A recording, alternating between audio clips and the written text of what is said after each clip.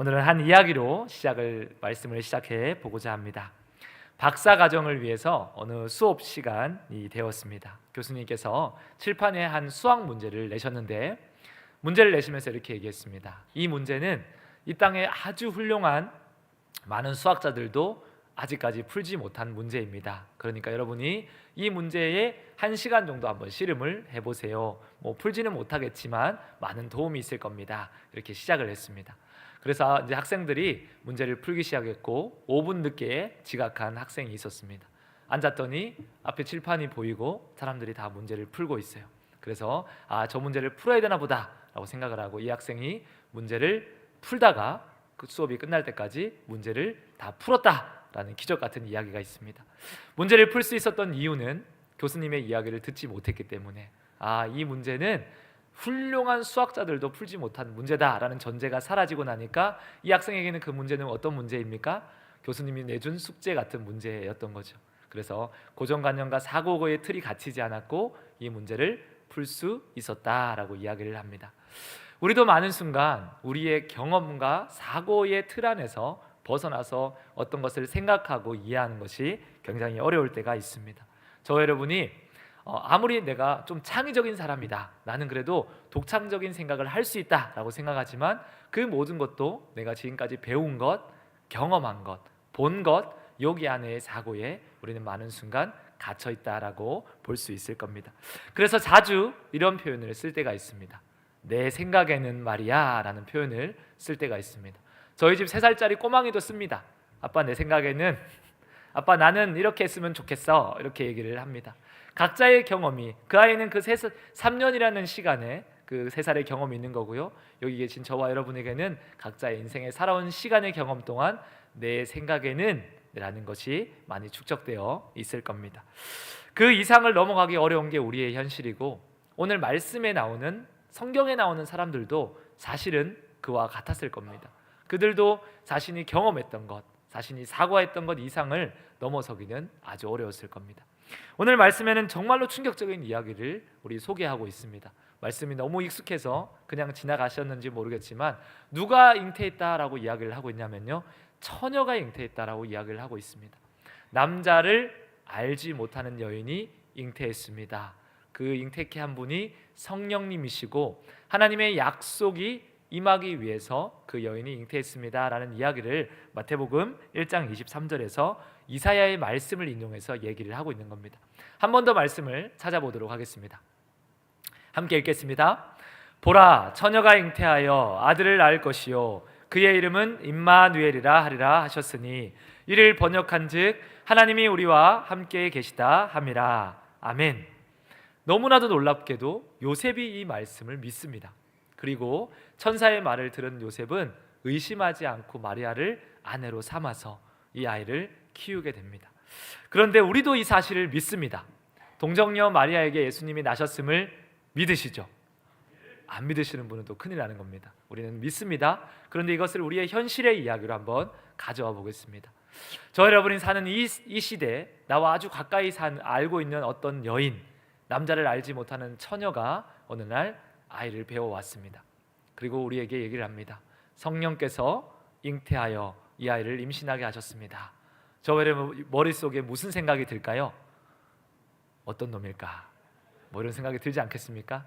사실 우리가 경험해 본 적이 없는 겁니다. 처녀가 잉태한다는 사실은 지금 인류의 역사 가운데 없었고 오직 성경 말씀 한 구절에만 나오는 이야기입니다.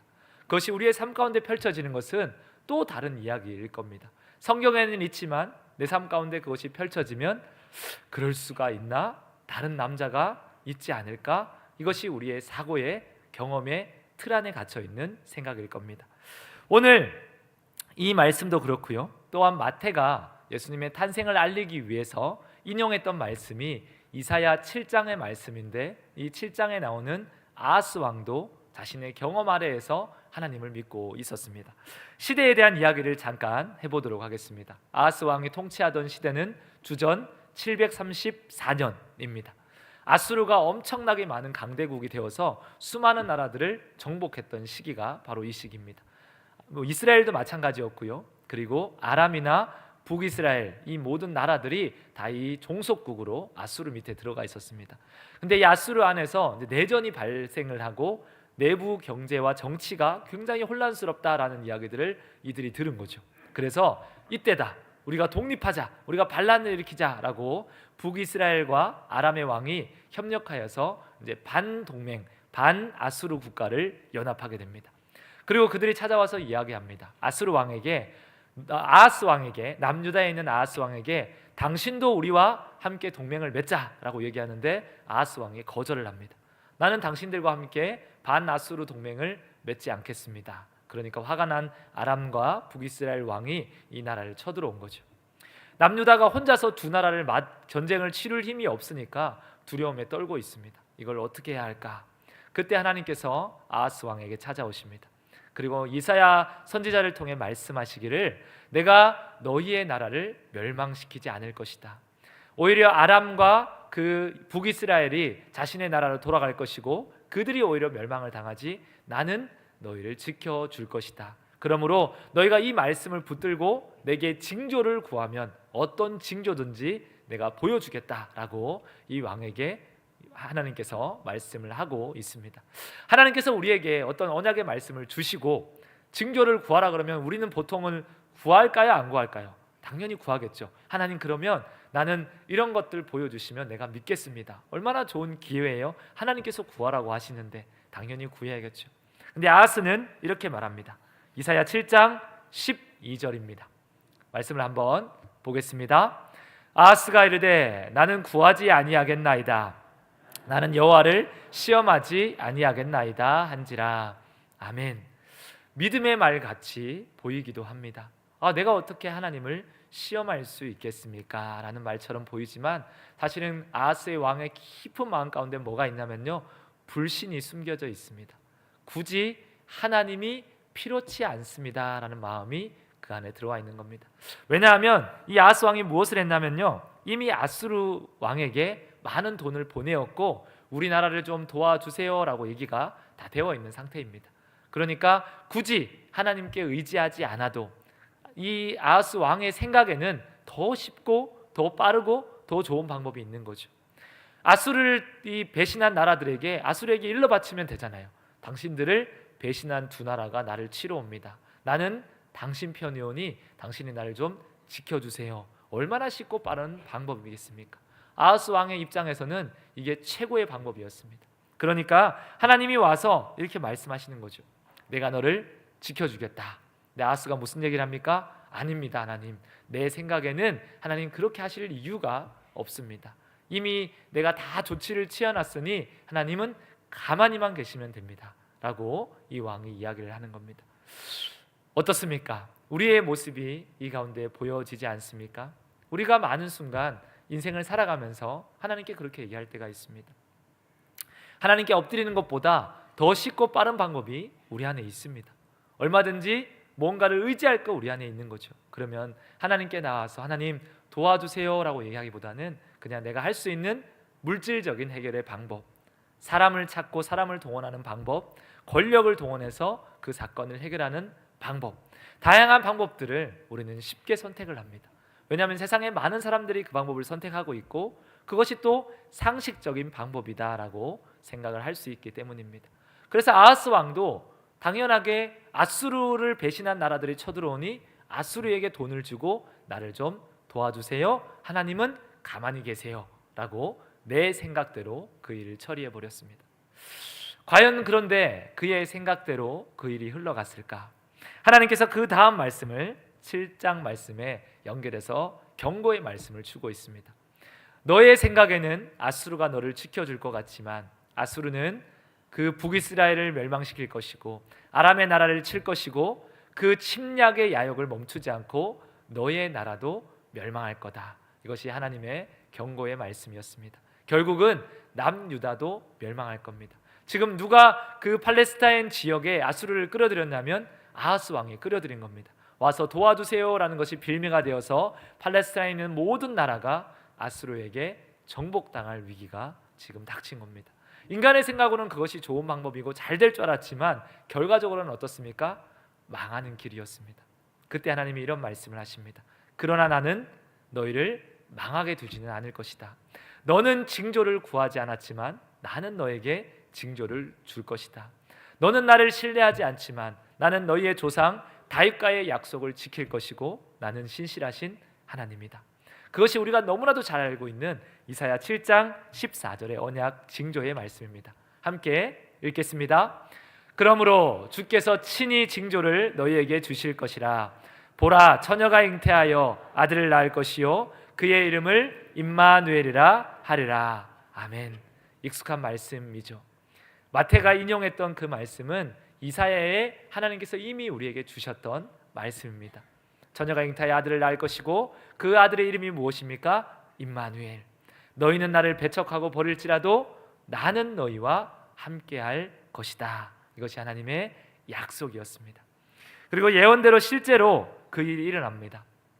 아수르가 북이스라엘을 멸망시키고 아람의 나라를 자기의 종속국으로 만들고 어디까지 쳐들어오냐면 이제 남유다까지 쳐들어옵니다. 히스기야 왕 때 나라가 엄청난 위험과 어려움에 닥치게 됩니다. 그때 히스기야가 약속의 말씀을 붙들고 하나님께 기도합니다. 그리고 우리 하나님께서 포위되어 있는 예루살렘을 향해 이렇게 말씀하십니다. 이사야 37장 33절에서 35절입니다. 함께 읽겠습니다. 그러므로 여호와께서 아수르 왕에 대하여 이같이 이르시되 그가 이 성에 이르지 못하며 화살 하나도 이리로 쏘지 못하며 방패를 가지고 성에 가까이 오지도 못하며 흉복을 쌓고 치지도 못할 것이요 그가 오던 길 곧 그 길로 돌아가고 이 성에 이르지 못하리라. 나 여호와의 말이니라. 대저 내가 나를 위하며 내 종 다윗을 위하여 이 성을 보호하며 구원하리라 하셨나이다 하리라. 아멘. 아멘. 하나님이 그들을 지키시고 보호하셨습니다. 인간의 생각대로 했더니 오히려 그의 생각이 그들을 망하게 했습니다. 그러나 하나님의 방법은 여전히 그를 신실하게 지키고 있었습니다. 화살 하나 쏘지 못했어요. 그 강대국인 아수르의 왕이 그 성 한번 들어오지 못했고 그 성을 점령하지도 못했습니다. 오히려 하나님 때문에 그들은 쫓겨나서 멸망당하고 죽임당하는 것이 그들이었다라는 것입니다. 오늘 우리가 여기까지만 보더라도요, 우리가 누구를 의지해야 되는지는 명확합니다. 저와 여러분이 정말로 의지해야 될 분이 누구십니까? 우리 하나님이 되십니다. 저와 여러분이 정말로 선택해야 할 방법은 누구의 방법입니까? 하나님의 방법입니다. 우리가 이것을 모아서도 우리는 그런 믿음의 고백을 할 수가 있습니다. 그리고 구약에 말씀하신 처녀가 잉태하여 아들을 낳을 것이요 그 이름이 임마누엘이다 라고 약속하신 이 성취가 구약에서 이미 한번 성취가 되었습니다. 그리고 이중 성취가 완전히 이루어지는 것이 언제냐면 우리가 알고 있는 신약의 때 복음서에서 예수님이 탄생하셨을 때 그 언약의 성취가 완전히 이루어졌습니다. 마태복음 1장 21절에서 23절입니다. 함께 그 성취된 놀라운 이야기를 우리가 믿음의 고백으로 하나님 앞에 함께 읽도록 하겠습니다. 아들을 낳으리니 이름을 예수라 하라. 이는 그가 자기 백성을 그들의 죄에서 구원할 자 하심이라 하니라. 이 모든 일이 된 것은 주께서 선지자로 하신 말씀을 이루려 하심이니 이르시되 보라 처녀가 잉태하여 아들을 낳을 것이요 그의 이름은 임마누엘이라 하리라 하셨으니 하나님이 우리와 함께 계시다 함이라. 아멘. 아멘. 구약시대 때 주셨던 내가 너희와 함께 할 것이고 내가 너희를 지키시고 보호할 것이다 라는 하나님의 언약의 말씀이 예수님이 탄생하심으로 이루어진 것입니다. 이게 얼마나 기쁜 소식이고 이것이 얼마나 놀라운 소식인지 모릅니다. 이스라엘 백성들에게 축제와 같은 소식입니다. 그리고 말씀을 알고 있는 이스라엘 백성들은 메시아가 탄생합니다라는 것을 다 알고 있었습니다.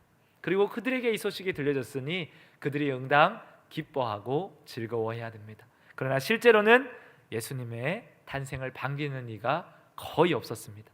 예수님의 탄생을 즐거워하는 사람을 만나보기가 어려웠습니다. 우리 이렇게 한번 생각해 보면 어떨까요? 우리 다들 생일이 있으시잖아요. 생일을 보내실 텐데 내 생일이 되었는데 아무에게도 연락이 안 와요. 마음이 어떨까요?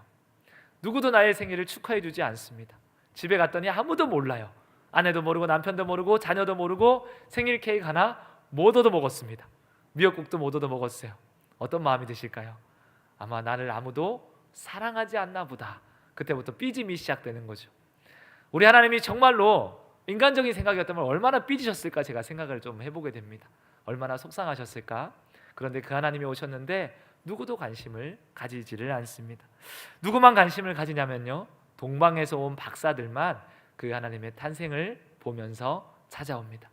그리고 그때서 예루살렘에 와서 묻습니다. 유대인의 왕으로 나신 이가 누구십니까? 우리가 경배하러 왔습니다. 그때서야 예루살렘 성에 소동이 일어납니다. 예수님이 왕이 탄생했다고? 어디서 났느냐? 헤롯이 자기의 정치적 생명 때문에 내가 왕인데 왕이 태어나면 안 되기 때문에 그때서야 묻습니다. 마태복음 2장 4절입니다. 함께 말씀을 읽도록 하겠습니다. 왕이 모든 대제사장과 백성의 서기관들을 모아 그리스도가 어디서 나겠느냐 물으니. 아멘. 선한 목적으로 물은 게 아닙니다. 그 이야기를 듣자마자 대제사장들과 서기관들은 너무나도 잘 알고 있는 이야기를 합니다. 이미 구약에서 예언되었기 때문에. 마태복음 2장 5절에서 6절입니다. 말씀을 함께 읽겠습니다. 이르되 유대 베들레헴이오니 이는 선지자로 이렇게 기록된 바, 또 유대 땅 베들레헴아 너는 유대 고을 중에서 가장 작지 아니하도다. 내게서 한 다스리는 자가 나와서 내 백성 이스라엘의 목자가 되리라 하였음이니이다. 아멘. 이미 7세기 전에 미가 선지자가 이 땅에 예수님이 올 것입니다. 임마누엘을 하실 하나님의 아들 메시아가 올 것입니다. 그가 베들레헴에서 태어날 것입니다 라는 이야기를 전달했습니다. 다 알고 있는 이야기였습니다. 그리고 이제는 어떤 소식이 들려졌습니까? 그들이 너무나도 깜깜했지만 동방의 박사들을 통해 그 아들, 약속된 메시아가 왔습니다 라는 이야기까지 전달되었습니다. 그러면 이제 무엇을 해야 됩니까? 그토록 갈망하던 유대인의 왕이 왔으니까 이제 베들레헴으로 뛰어가야죠. 아기 예수를 경배하고 그가 우리의 왕입니다 라고 찬양해야죠. 그런데 실제로는 아무도 그를 찾아 나서는 이가 없습니다. 누구도 그를 찾지 않고 누구들 그를 바라보고자 하지 않습니다. 이유가 어디에 있을까? 왜 아기 예수를 찾지 않을까? 그들 각자의 생각들이 있었겠죠. 첫 번째 생각은 이거일 겁니다. 지금 생각하기에 굳이 메시아가 필요치 않다라는 겁니다. 지금 대제사장들과 서기관들은요, 자신의 기득권에 너무나도 만족하고 있었습니다. 헤롯 왕이 그들의 위치를 인정해 줬고 그들은 부를 누리고 권력을 누리고 자신의 권한을 누리는데 불편함이 하나도 없었어요. 그러니까 굳이 지금 이 시기에 메시아가 필요치가 않은 겁니다. 내 생각에 메시아가 올 이유가 있는가? 그것이 그들 모두의 공통적 생각이고 바람이었습니다. 그러니까 찾지도 않고 오히려 헤롯 왕을 통해서 무슨 일이 자행되냐면 그 아기 2살 밑으로 아기들이 모두 다 죽음을 당하는 엄청난 어려움이 그 예루살렘 성 가운데 찾아오게 됩니다. 만약에 아기 예수가 그럴 리는 없겠지만 하나님의 보호하심으로 지켜지지 않았다면 그들은 지금 무슨 일을 한 겁니까? 인류를 위해 구원하신 예수님이 그 사역도 하지 못하고 죽음을 당하는, 인류가 멸망하는 그런 어려움을 지금 그들이 선택하고 있는 겁니다. 아하스는 자기의 생각대로 하면 잘 될 줄 알았지만 유다가 망하는 길이었습니다. 제사장들과 서기관들은 자기의 생각대로 자기 것을 지키려 했지만 그것은 인류가 멸망할 수도 있는 엄청난 위험을 도래하는 길이었습니다. 또 한편으로 그들의 생각에 아기 예수가 무사히 구출을 받고 난 뒤에 그들이 계속적으로 메시아를 적대하고 메시아를 반대하는 역할을 서게 됩니다. 그 이유는 이것입니다. 그들의 생각에 메시아가 이런 일을 할 리가 없다. 메시아가 이렇게 올 리도 없고 이런 사역을 할 리가 없다라는 것이 그들의 생각이었습니다. 하나님의 아들이 처녀의 몸을 입고 오셨습니다. 근데 그의 존재는 왕이요 하나님의 아들이죠. 근데 어디에 나셨습니까? 말구유에서 나셨습니다. 그리고 그가 나사렛이라는 시골 출신의 동네에서 나셨다라고 이야기합니다. 우리가 왕을 생각하면 왕족이나 귀족으로부터 태어나야 메시아가 그래도 귀족 가문으로부터 나셨습니다라고 얘기할 텐데 그가 태어난 가문은 목수의 아들입니다. 그러니까 사람의 생각으로는 도저히 메시아가 날 수 없는 출생의 조건을 가지고 있는 겁니다. 그리고 그의 사역을 살펴보면요, 메시아가 어떻게 이런 사역을 할 수 있는가? 메시아라면 왕으로 오셨으면 세상의 열방의 왕들을 만나다가 로마를 전복지키는 그런 훌륭한 왕의 모습으로 서야 하지만 예수님은 누구를 만나러 다니십니까? 세리와 창기와 죄인들과 기껏해서 제자를 삼았는데 어부와 세리들이 가득하죠. 사람들의 시선으로 아무리 봐도 이해할 수가 없는 겁니다. 메시아는 저럴 수가 없다. 그리고 그 메시아로 오신 예수님의 마지막이 어떻습니까? 십자가에서 죽음을 당합니다. 모든 상황, 출생과 사역과 그의 마지막까지 사람의 생각으로는 도저히 이해할 수가 없는 거죠. 그래서 그들이 이렇게 정리를 했습니다. 요한복음 19장 21절입니다. 함께 말씀을 읽겠습니다. 유대인의 대제사장들이 빌라도에게 이르되 유대인의 왕이라 쓰지 말고 자칭 유대인의 왕이라 쓰라 하니. 아멘. 모든 유대인들이 바라보는 예수는 자칭 유대인의 왕이었습니다. 자기 혼자 하나님의 아들로 왔다가 자기가 실패하고 쓸쓸히 죽음을 맞이한 자칭 유대인의 왕. 왜냐하면 그들의 생각에는 그가 메시아일 수가 없었습니다. 그의 사역이 메시아의 사역일 수가 없었고 그의 죽음도 메시아의 죽음일 수가 없었습니다. 그래서 예수님을 밀어내고 배척하고 예수를 죽이는 자리에 그들이 서 있습니다. 오늘 우리가 이 말씀을 보면서요, 그런 생각을 하실 수가 있을 겁니다. 어떻게 하나님의 말씀, 구약 말씀을 그렇게 암송하고 외우고 그렇게 오랫동안 구전으로 또 말씀으로 전해진 그들에게 예수님을 보면서도 예수님을 배척할 수 있는가? 그들이 어떻게 예수님의 탄생일을 축하하지 않을 수가 있는가? 아주 우리가 당혹할 수도 있고 놀랄 수도 있을 겁니다. 그러나 조금 더 깊이 생각해 보면요, 이 당혹감은 민망함으로 바뀔지도 모를 겁니다. 왜냐하면 2000년 전에 그들이 예수님을 만났던, 내 생각으로 만났던 그들의 모습이 오늘 이 시대에 예수님을 만나고 있는, 성탄절을 준비하고 있는 우리의 모습과 크게 다르지가 않다라고 이야기할 수 있을 겁니다. 이 시대도 마찬가지입니다. 예수님의 탄생에 이 시대의 많은 사람들은 점점 더 무관심합니다. 성탄절이 다가오지만, 성탄절의 분위기는 느끼지만, 성탄절 박엘 세일은 우리가 좋아하지만 정작 성탄절에 있어서는 예수님이 이 땅에 오셨습니다라는 사실에 있어서는 사실 우리는 점점 더 무감각해지고 무관심해지고 별로 상관이 없는 그런 삶을 살아가고 있습니다. 2000년 전에 자기 백성을 위해 메시아가 오셨습니다. 사람들이 그런 메시아를 보며 이렇게 생각합니다. 내 생각에는 예수님이 아직 오실 때가 아니야. 내 생각에는 메시아가 저렇게 출생할 리가 없어. 내 생각에는 메시아가 저런 사람들을 만나서는 말이 안 되지. 내 생각에는 메시아가 십자가에 죽는 것이 아니라 정말로 메시아라면 십자가에서 내려와서 권력을 가지고 로마를 정복시키는 게 그것이 메시아가 할 일이지. 그들이 그렇게 예수님을 바라보았습니다. 오늘을 살아가는 우리는 예수님을 믿습니다. 그런데 많은 사람들이 이렇게 생각합니다. 예수님을 어떻게 믿냐면 내 생각으로 믿습니다. 내 생각에는 예수님은 이렇게 하실 거야. 내 생각에는 이게 맞는 일이야. 내 생각에 신앙생활은 이렇게 해야 돼. 내 생각에는 아직 시간이 너무 많아. 예수님이 다시 오시려면 2000년이 지나도 않았는데 아주 멀리 있기 때문에 내가 내 삶을 좀 더 즐길 수 있을 거야. 수많은 내 생각들의 신앙생활들이 존재합니다. 각자가 자신의 소견에 오른 대로, 각자의 뜻대로, 각자의 모습대로 신앙생활을 하고 있습니다. 내 생각과 내 경험이 허락되는 데까지만 예수를 믿습니다. 그리고 그 예수를 만납니다. 그래서 그 이상은 우리가 주님을 만나지를 못하고 있습니다. 오늘 우리가 이 말씀을 보면서요, 정말로 깨달아야 될 한 가지는요, 신앙생활은 내 생각으로 해서는 안 된다라는 겁니다. 내 생각으로 할 수도 없습니다. 내 생각으로 예수님께서 우리를 만나 주신다고 한번 생각해 봅시다. 우리는 많은 순간 하나님 좀 내 생각대로 해주세요, 내 생각대로 좀 이루어졌으면 좋겠습니다, 내 생각대로 기도의 응답을 받았으면 좋겠습니다, 이렇게 많은 생각들로 기도를 하지만요, 실제로 하나님께서 내 생각처럼 일하셨다고 한번 생각해 봅시다. 그러면 예수님은 이 땅에 오실 수가 없는 분입니다. 그리고 내 생각만큼 우리가 예수님을 바라보았다면 여기 계신 분들 죄송하지만 저를 포함해서 우리는 이미 노아의 심판을 2번, 3번 받고도 모자람이 없는 사람일 겁니다. 베드로가 자신의 생각의 최대치를 예수님께 물어본 적이 있습니다. 그것이 언제냐면 어디까지 용서해야 됩니까? 라고 물어보죠. 어디까지? 몇 번이나 용서해야 됩니까? 베드로의 최대치는 몇 번이었습니까? 율법이 허락된 그 최대치는 3번이었습니다.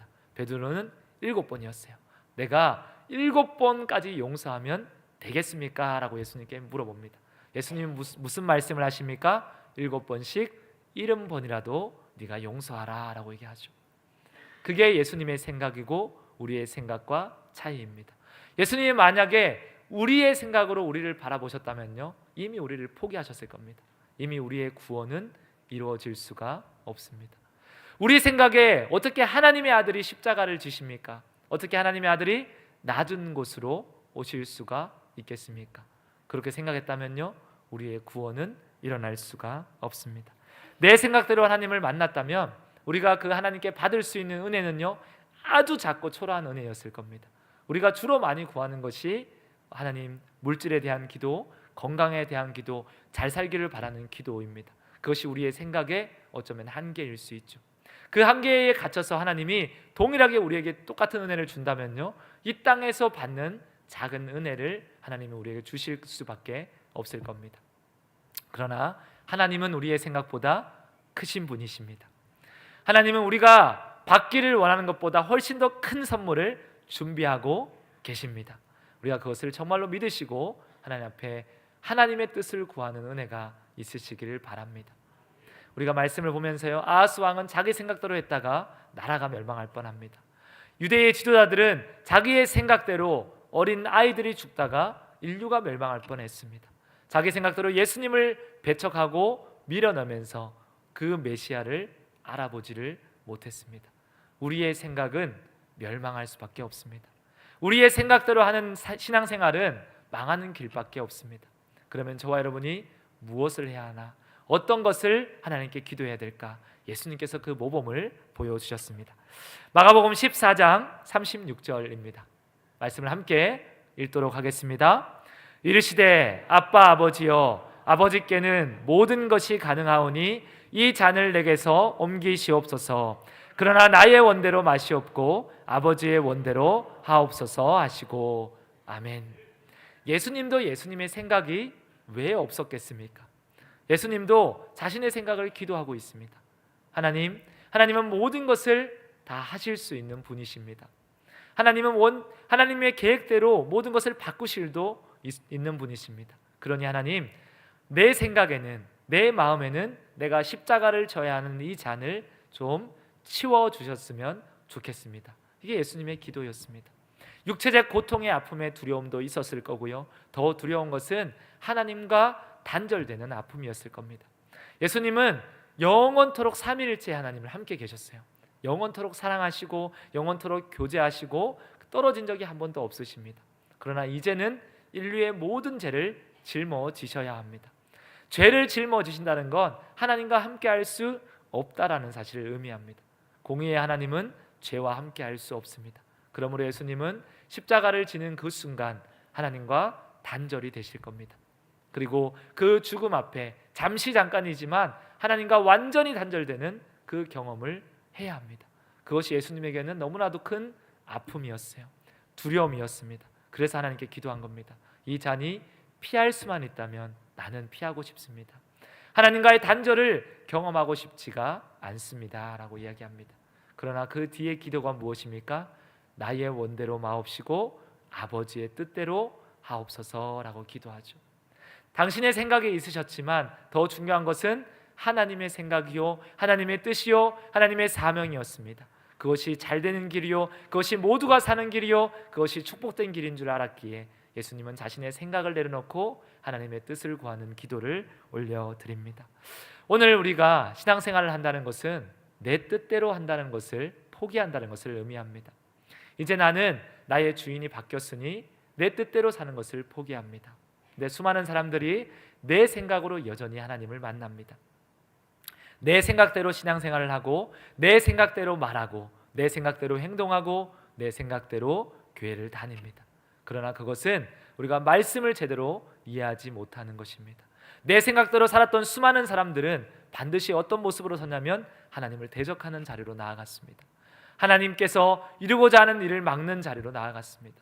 하나님께서 하시고자 하는 그 일을 막고 대적하고 멸망시키는 자리로 나아갔음을 우리는 기억하셔야 합니다. 육신의 생각은 사망입니다.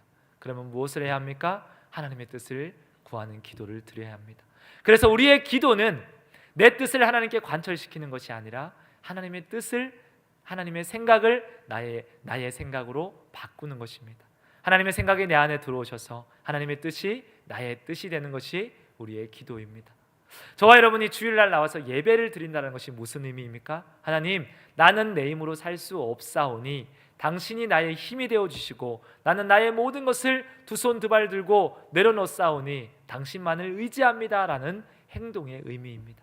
우리가 찬양하는 것이 무엇입니까? 당신만이 나의 길이요 주인입니다 라는 믿음의 고백입니다. 오늘 우리가 이 말씀을 보면서요, 사랑하는 성도님들께서 결단하시기를 축복합니다. 하나님, 지금까지 내 생각으로 하나님을 만났습니다. 지금까지 나의 방법으로 하나님을 예배했고 내 생각으로 기도를 드렸습니다. 그것이 하나님의 영광을 드러내는 것을 막는지를 몰랐습니다. 하나님이 기뻐하시는 것이 내 삶에 펼쳐지는 것을 내 스스로 막고 있는지를 내가 깨닫지 못했습니다. 그러나 이제는 하나님의 생각대로, 하나님의 뜻 안에서, 하나님의 방법대로 그 일들을 감당하는 데를 기뻐하는 길을 내가 원하고 바랍니다. 그래서 우리가 그런 기도를 드리면서 그 하나님을 신뢰하며 내 생각과 다를지라도, 내 방법과 다를지라도, 내가 경험해보지 못한 것일지라도 하나님이 말씀하시면 아멘으로 순종하시는 사랑하는 송천교회 모든 성도님 되시기를 축원합니다. 아멘.